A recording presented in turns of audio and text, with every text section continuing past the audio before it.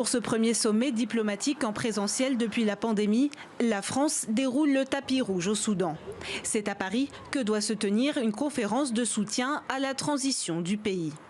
Il y a 3 jours, le Premier ministre soudanais Abdallah Hamdok avait indiqué vouloir discuter d'une remise de dette avec son créancier principal, le Club de Paris. Ce puissant groupe informel de créanciers publics détient environ 38% des 60 milliards de dollars de dette extérieure. Bien entendu, avoir choisi Paris pour accueillir la conférence n'est pas une coïncidence. Paris accueille le Club de Paris, qui contient nos plus gros créanciers. Tous les membres du Club de Paris assisteront à la conférence. Par conséquent, cela nous aidera à alléger la dette et permettra au Soudan, sous le regard du FMI, de bénéficier de l'initiative Pays pauvres très endettés.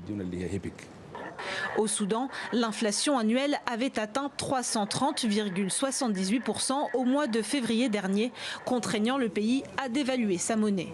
Flambée des prix, magasins vides, une grande partie de la population n'arrive plus à faire face.